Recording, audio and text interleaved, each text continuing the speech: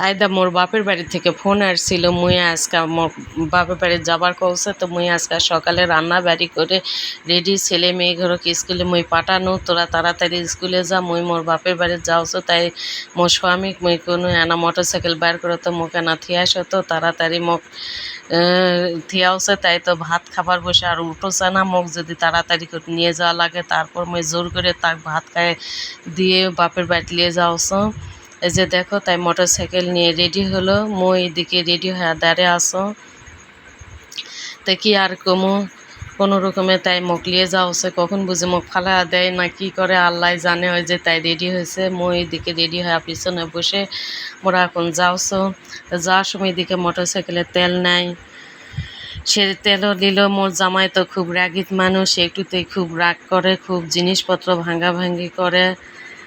তারপরে যে গেল, ভাগ্যিস ভালো মোটর সাইকেলটা তার ভাঙলো না। তাই যাক গেল, কিসের জন্য যে গেল, তাই তার নিজের স্বার্থটাই বেশি বোঝে।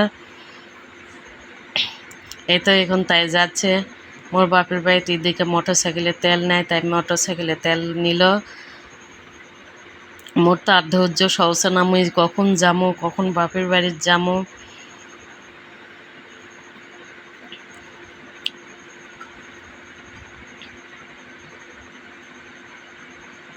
মোরা এখন যাওছো বাপের বাড়ির।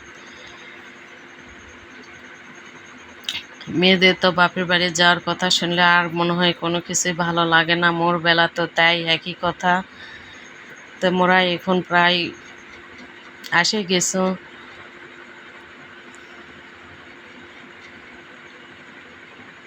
মুই মোর নিজের আঞ্চলিক ভাষায় কথা কওছো। তাল গাছগুলান খুব সুন্দর লাগতেছে। ওই যে তাল গাছ এক পায়ে দাঁড়িয়ে আছে।